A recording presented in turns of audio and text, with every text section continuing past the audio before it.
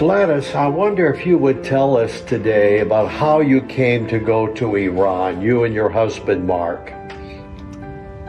We were in Bible school together, and we felt the Lord was calling us to the mission field. And first we went to Liberia, West Africa, and Mark was a pilot, and they were in need of a pilot.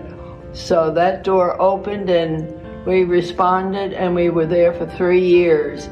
And then we felt after we came home, the Lord was opening up a door. We had hoped to go to India, but we had studied Urdu in Bible school, and the field of India was not opening to missionaries at that time. So they asked us in the Foreign Missions Department if we would like to go to Iran. So we prayed about it, and God opened that door. And in 1965, we sailed by freighter ship to Iran. It took us 60 days to get there by ship. We had some of our household goods with us, and when we arrived in Iran, the customs man was very kind, and he never charged us any customs. So we were so grateful for that.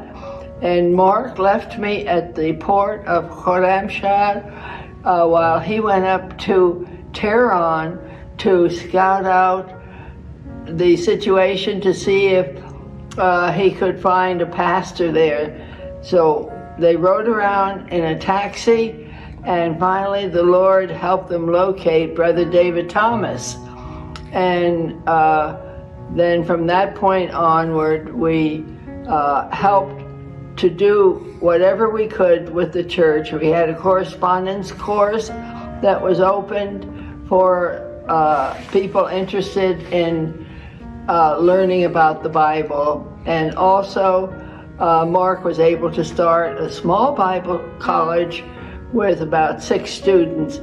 And the Lord blessed in that ministry, and some of those were in the ministry and may still be in the ministry today.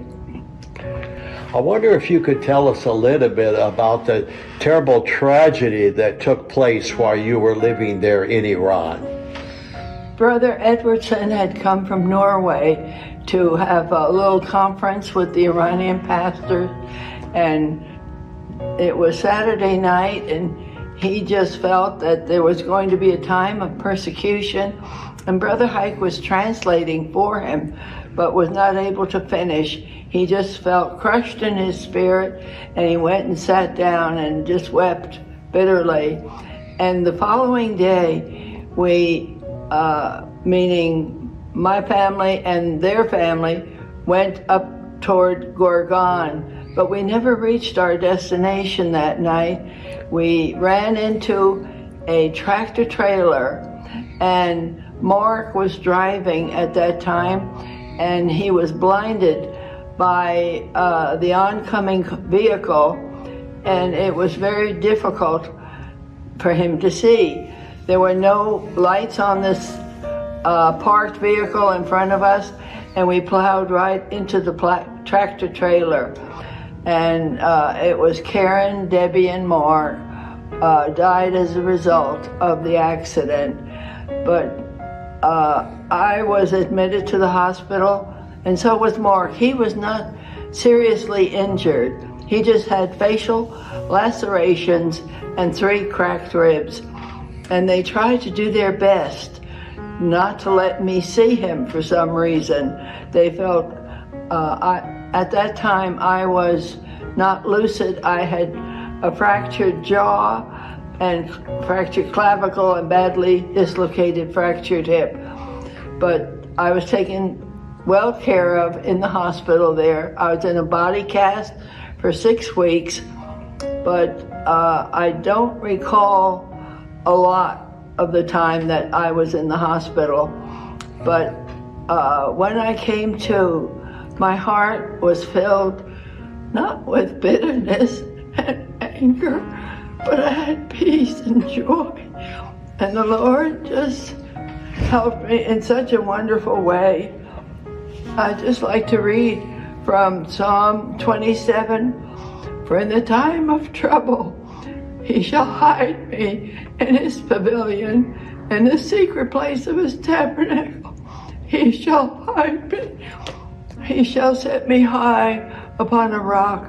And now my head shall be lifted up above my enemies all around me. Satan was trying to destroy us, but therefore I will offer sacrifices of joy in this tabernacle. I will sing, yes, I will sing praises to the Lord. I don't have any recollection of tears while I was in the hospital for 6 weeks. But upon coming home, we played a lot of music on tapes, and the tears just flowed, and it was bringing healing to my heart. The Lord was so good, and Mark nor I never had bitterness or anger or hatred in our souls, but the Lord helped us through it all.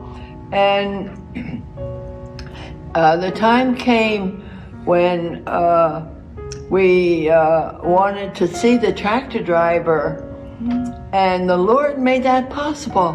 While we were, Mark was traveling with Brother Hike to check on the church in Gorgon once again. There were some boys riding donkeys on the road, and Mark said, let's stop them and see what they might know about the accident, because Mark wanted to stand on the spot where the accident took place just to claim victory.